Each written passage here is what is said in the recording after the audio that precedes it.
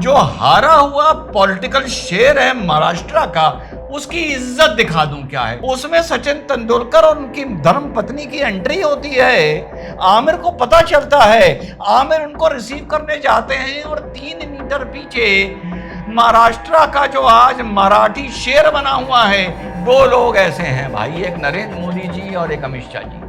ये इस देश की राजनीति में जो ना करा दें वो कम है। जो महाराष्ट्र की सबसे दिग्गज पार्टी कहलाती थी शिवसेना, उसके ऐसे टुकड़े कर दिए कि 2 टुकड़े हो गए।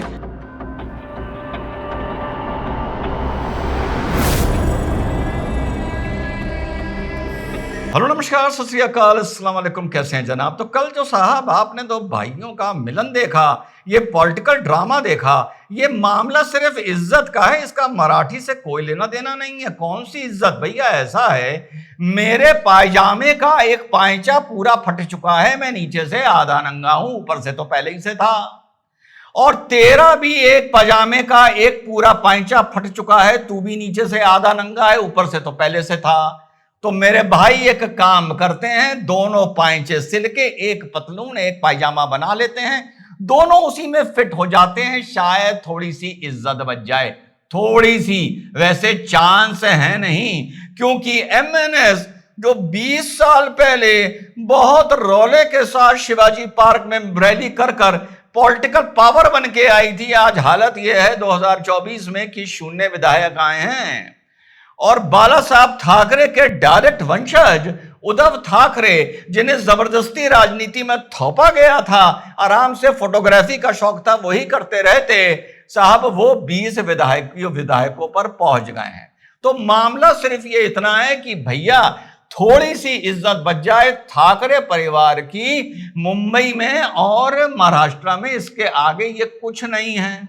अब सवाल उठता है कि ये 7 अभी क्यों आए हैं। ये 7 अब आए हैं क्योंकि इनको बीएमसी का चुनाव देखना है, म्युनिसिपैलिटी का, जो मुंबई में, महाराष्ट्र में, नागपुर हो गया, नासिक हो गया, वगैरह वगैरह, बहुत महत्व रखती है। और इससे पहले वहां शिवसेना का दबदबा था, लेकिन एकनाथ के अलग होने के बाद इन्हें वो बीएमसी भी हारता हुआ नजर आ रहा है। इस मारे दोनों भैया ने तय करा कि भैया 7 हो जाओ, इसके अलावा अब महाराष्ट्र की राजनीति में हमारे पास कोई ऑप्शन नहीं बचा है। 7 होने के लिए मुद्दा चाहिए था, वही 30 साल पुराना मुद्दा, हिंदी बनाम मराठी लेके आ गए हैं और कुछ नहीं है। पर इतना बता दूं, इस देश में 2 लोग ऐसे हैं भाई, एक नरेंद्र मोदी जी और एक अमित शाह जी। ये इस देश की राजनीति में जो ना करा दें वो कम है। भला बताओ, शिवसेना को, उद्धव ठाकरे को और कांग्रेस को एक साथ बिठा दिया महाराष्ट्र में, क्या राजनीति की मजबूरी रही होगी दोनों को। सोचो, शिवसेना को मुसलमानों की गोद में बिठा दिया और मुसलमानों को शिवसेना की, उद्धव ठाकरे की, ठाकरे परिवार की गोद में बिठा दिया। किसका डर? नरेंद्र मोदी का डर, अमित शाह जी का डर। जो आदमी महाराष्ट्र का दिग्गज और चाणक्य कहलाता था, शरद पवार साहब, उसका पॉलिटिकल अस्तित्व खत्म कर दिया, उसकी पॉलिटिकल पार्टी खत्म कर दी, उसके पॉलिटिकल पार्टी का नाम और सिंबल उससे छिनवा लिया। अब बताओ, जो महाराष्ट्र का इतना बड़ा दिग्गज और चाणक्य कहलाता था, वो कितना बड़ा दिग्गज और चाणक्य होगा जिसने उस चाणक्य की राजनीति खत्म कर दी और पॉलिटिकल सिंबल तक छीन लिया। उसके बाद आ जाओ शिवसेना पर। शिवसेना ने मांगा हमें ये हिस्सा दो, क्या कॉन्फिडेंस था बीजेपी में, कहा हम नहीं देंगे, तुझे जो करना है जाके कर ले। और शिवसेना को मजबूर कर दिया सेकुलरों की जाकर गोद में बैठने के लिए, ये आसान बात नहीं है। उसके बाद जो महाराष्ट्र की सबसे दिग्गज पार्टी कहलाती थी शिवसेना, उसके ऐसे टुकड़े कर दिए कि 2 टुकड़े हो गए। वहां ऐसे टुकड़े कर दिए कि एकनाथ शिंदे शिवसेना का सिंबल भी ले गया, नाम भी ले गया, और बाला साहब ठाकरे के डायरेक्ट वंशज झुंझुना बजाते हुए रह गए। अब आप सोचो, एक तरफ बाला साहब ठाकरे का नाम, एक तरफ शरद पवार का नाम, और गुजरात के 2 दिग्गज, बिल्कुल ईमानदारी का एनालिसिस कर रहा हूं, एक तरफ मोदी, दूसरी तरफ अमित शाह, पूरी महाराष्ट्र की राजनीति हमेशा के लिए बदल के रख दी। वो ये तुम्हारे राज ठाकरे को भी समझ में नहीं आता कि मैं करूं क्या। 2014 में मोदी जी का समर्थन कर रहा था, 19 में पानी पी के विरोध कर रहा था, 24 में फिर समर्थन कर रहा था, फिर अब 25 में आके बोल रहा है कि भाजपा तो जातियों के नाम पर बांट रही है, बंटना है तो भाषा के नाम पर बंटो। अब आखिरी में सवाल उठता है कि इस गेम के पीछे है कौन। 2-3 एंगल मुझे साथियों समझ में आ रहे हैं। अब देखना यह है साथियों की जो दोनों भाइयों का मिलाप हुआ है कल, इसमें फायदा किसका है और नुकसान किसका है। भाई जाहिर सी बात है, जैसा मैंने बताया, 2 पाजामे दोनों के एक पाइंचे फट चुके, तो जब ये पाजामा एक साथ सिल दिया जाएगा तो कम से कम एक पाजामा तो पूरा हो जाएगा, तो इन दोनों भाइयों का फायदा है, ये तो तय है। अब ये गेम करा कौन रहा है? क्या ये गेम पीछे से शरद पवार करा रहे हैं? शरद पवार इसलिए करा रहे हैं क्योंकि अगर ये दोनों भाई मिलेंगे तो बहुत सा वोट जो इनकी लड़ाई के चलते मायूस होके शिफ्ट होके कमल पर आ गया था, क्या वापस वो ठाकरे ब्रदर्स पे चला जाएगा, जिससे महाराष्ट्र में भाजपा कुछ कमजोर पड़ेगी। पहला। दूसरा, ये गेम देवेंद्र फडणवीस साहब भी करा सकते हैं, क्योंकि कहीं ना कहीं शपथ देवेंद्र भाई ने ले ली, लेकिन कहीं ना कहीं एकनाथ उनको पोक कर रहा है, उनको पिंच कर रहा है, और कहीं ना कहीं उनकी वर्किंग में खलल डाल रहा है। और देवेंद्र भाई ने बहुत सी एकनाथ शिंदे की पॉलिसीज थी जो मुख्यमंत्री की शपथ लेने के बाद उनको नीतियों को रद्द कर दिया।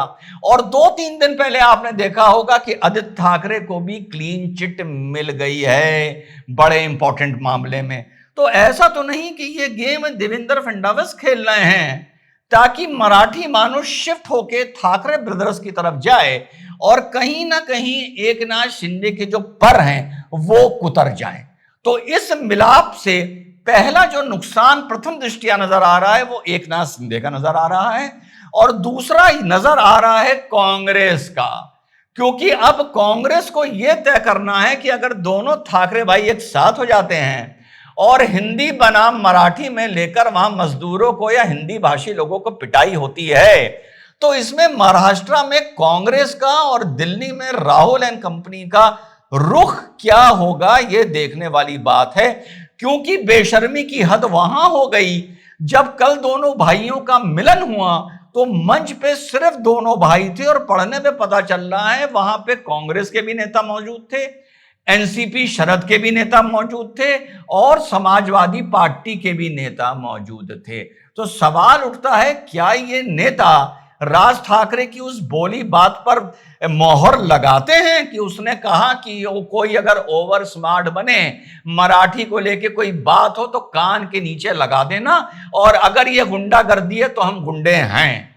तो प्रथम दृष्टिया अगर ये फडणवीस ये गेम खेल रहे हैं तो इसमें एकनाथ शिंदे की आने वाले वक्त में प्रॉब्लम बढ़ सकती है, स्पेशली बीएमसी के चुनाव में, और दूसरा कांग्रेस की बढ़ सकती है, क्योंकि राज ठाकरे और उद्धव ठाकरे एक मंच पर आके जब ऐसी बातें करेंगे तो कांग्रेस उनके साथ खड़ी होगी या नहीं होगी, यह देखने वाला है। और आने वाले बिहार के चुनाव में भाजपा को इससे बहुत बड़ा साथियों मौका मिल सकता है कांग्रेस को घेरने के लिए बिहार के चुनाव में, महाराष्ट्र की घटनाओं को लेके। और ये बात आती है कि अगर ये दोनों भाई मजबूत हो गए तो भाजपा का क्या स्टैंड होगा, या भाजपा अपने को कहां पाएगी?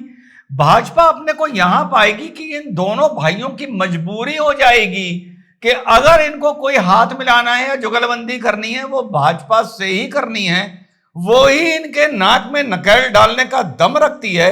और जब भाजपा के साथ जुगलबंदी का टाइम आएगा तो ये मराठी की बात छोड़ के वापस हिंदुत्व पर आ जाएंगे।